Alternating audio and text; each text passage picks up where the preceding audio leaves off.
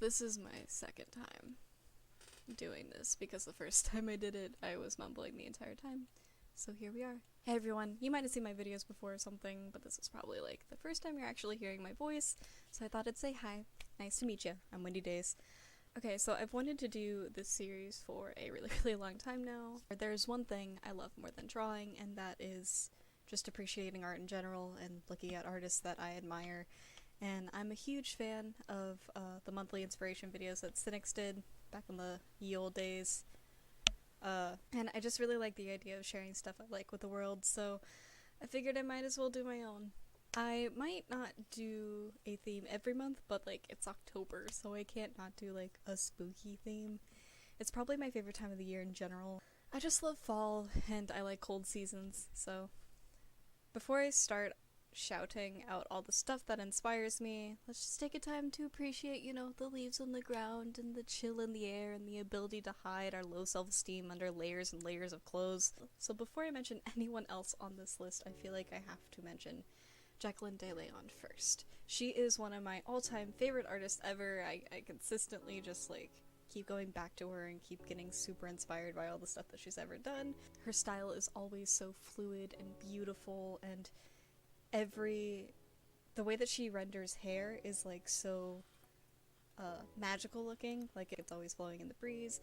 And she draws a lot of witches and mermaids and badass girl gang girls.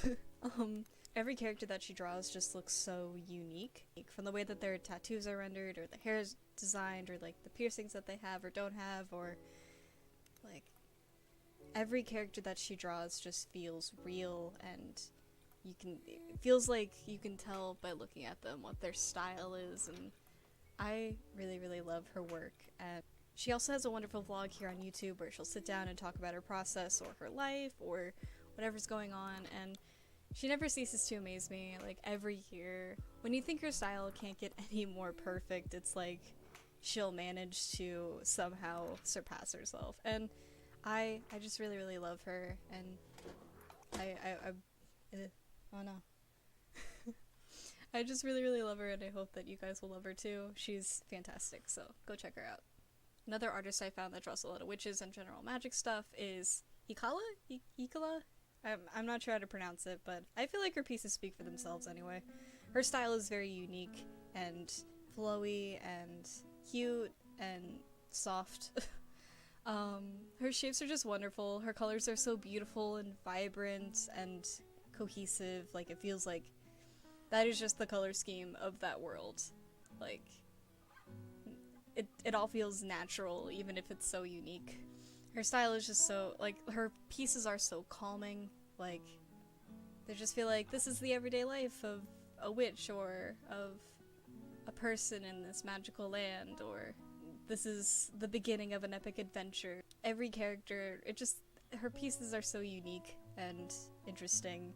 She also does some process videos on Instagram, and it's so, like, mesmerizing to watch. Every stroke seems precise and done with care and skill. It's just so good, and I feel like I don't really need to explain myself here. You probably already love her just as much as I do.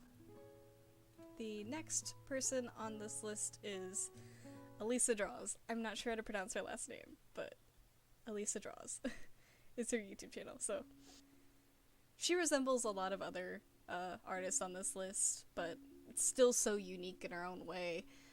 She draws a lot of cute girls with bright colors and a lot of flowers. I think Alisa was the reason why I started becoming more interested in flowers and drawing them, because her flowers were so, I don't know, something about she just rendered them so beautifully, and it seems like she had so much knowledge of like how to draw so many different kinds of flowers, and that's just something that I find inspiring. Like, the amount of detail that she puts into each piece is phenomenal. Like, you can tell that every piece is done with care, and amount of detail in the backgrounds and on the characters are just, it just works so well together, and a true mama figure, I would say, if you watch her YouTube channel. I feel like the advice I took away from watching her was always like, you just have to keep practicing to get better. Like, you aren't born this with talent.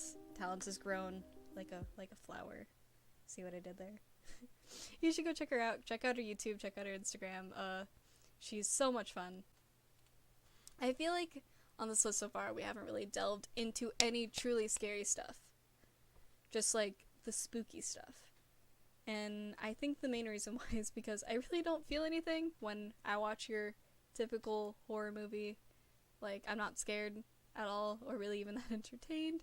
I mostly just feel bored, and that's a bummer. But also, something I don't feel when I watch The Shining. The Shining is different than your typical horror movie. It doesn't rely on jump scares, and it doesn't rely on, you know, your typical scared stuff. It's just like your Hellraiser sort of way, where it's like, oh no, bodies are being ripped apart. It's literally just like scary without having to do that. I just find it so fascinating, and when I was done watching The Shining, I also went and looked up, like, I think it's a documentary called Room 237. I went and watched all that, and that's also, like, it adds a whole layer of mystery to the film. Even though I don't really believe in any of the theories, you know, that were in it, I do think it's, like, it's something, there's something to this movie. Like, the fact that people think that there's more should be telling enough that this is a really, really interesting movie. So yeah, go check it out, The Shining. I probably shouldn't even have to recommend it. It's a classic for a reason. Go watch it with your kids this holiday season. Actually, no, don't do that, because don't watch it with kids. Anyway. Oh my god. Okay, so, like, there's a clip for the first time I'm recording this that I'm just gonna slip in there. Okay, so I just got really excited when I read my notes for this, because I, like, kind of forgot this was on here, and I just get really, really excited talking and thinking about the series. But yeah, if you're a fan of stuff like Berserk, or you're into just beautiful animation, and The Hunchback of Notre freaking Dame is, like, your favorite Disney movie because it's so, like, dark and mysterious, then you're really gonna like Castlevania. I can say that with almost full confidence, because I love this series to death. Season 1 is only four 30-minute long episodes, and you may be thinking, oh my god, that's so good, I can finish it in like a day and then get you off my back. But also, you're gonna be like, no, this series needs more episodes right now. It doesn't necessarily even end on a cliffhanger, it's just like, you want to consume more of it. The series deserves everyone's full attention, with the second season coming out on the 26th of this month. Holy crap. Oh my god. I actually found out that season 2 is coming out while I was doing research for this video, and I was so happy. Like, I've been waiting so long for season 2 to come out, and it's so good. It's just... Anyway, in short, it is based off of the original NES Castlevania game.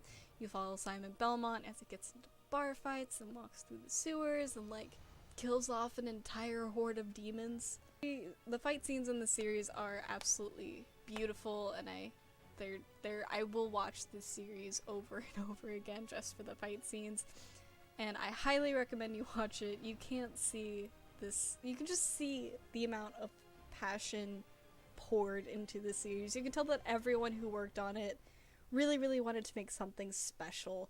And, oh, by the way, quick trigger warning for people who are, like, not interested in any sort of animated gore or demons, like, because there's a lot of that in there.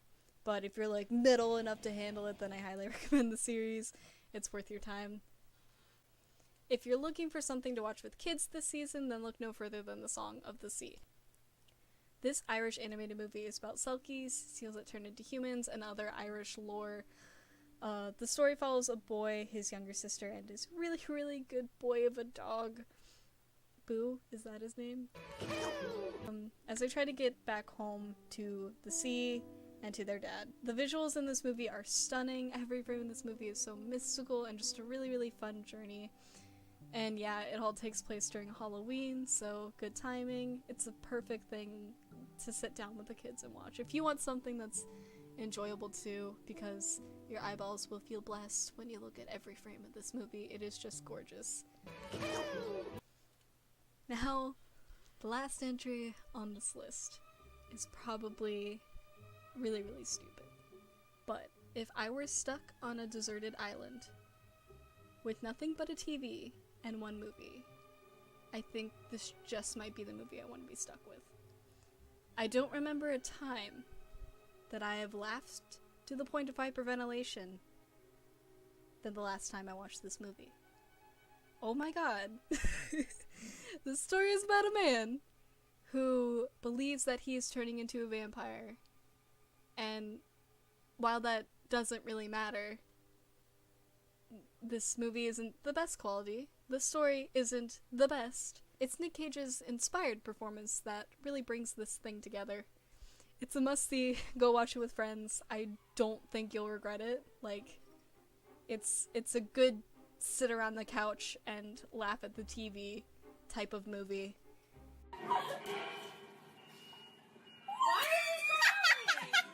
Alright, so instead of listening to music, I tend to listen more towards podcasts, so instead of adding like a music category on here, I'm just gonna recommend you some podcasts that I'm listening to this month. I mentioned earlier that I'm not easy to scare, but there's one piece of media that I find absolutely horrifying, and that is the Snap Judgment podcast, Spooked. Every episode is basically just some person telling their ghost story or their spooky story, but it's just so much more than that. Like, me just talking about it will never do it enough justice. This podcast really shows you what good sound design can do. I tried to fall asleep to it the other day, and that was a really, really dumb idea. If you want a good spooky podcast to listen to during the month of October, they only release episodes for Spook during the month of October, then I think this is a really, really good one for you. Even when the vampire rises from the crypt to suck your blood, always remember and don't forget to never, ever turn out the lights. Welcome to Night Vale is so hard to talk about. Like, I tried to do research on it, tried to put it into words what this series is, but it's just so hard to put. It's like, it's so hard to tell what's going on. The City Council announces the opening of a new dog park at the corner of Earl and Somerset near the Ralphs. They would like to remind everyone that dogs are not allowed in the dog park. People are not allowed in the dog park. It is possible you will see hooded figures in the dog park. Do not approach them. Do not approach the dog park. Welcome to Night Vale is a fictional podcast about the local radio show in a town called Night Vale, located somewhere in the southwestern United States. Basically, in this town, all conspiracy theories are real, but it gets even weirder than that. There is a delightfully dark and weird humor to it all. I highly recommend the series. It's the only fictional podcast I listen to, and it's really, really worth it. It's really, really worth your time. It's brilliantly written. Like, it is so good and just creative, and I really, really love the series, and it's a good one to listen to during the month of October because it's scary, but on a more like funny level. I don't know. It's good. Go watch it. You don't need to tell me. You don't need me to tell you. You're an adult. Go watch it. I've mentioned a lot of stuff about witches at the beginning of this video, and while researching for a graphic design project, believe it or not, I fell down this rabbit hole, and I've been looking into Wicca these past few weeks. I stumbled across this wonderful Wiccan blogger, Harmony Nice.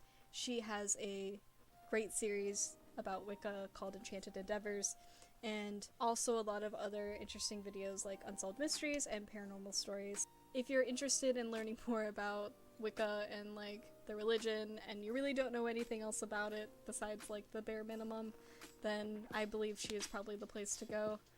She has this wonderful personality and just a unique aesthetic, and I don't follow a lot of bloggers. I don't follow any bloggers, actually, now that I think about it, except for her, because, I don't know, she was just that interesting and just that, I don't know, enjoyable of a person, I would say, to watch. So yeah, go check out Harmony Nice.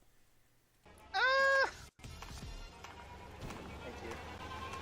I try my worst. Oh! Alright, so it's a truly dumb note to end on, and I know what you're thinking.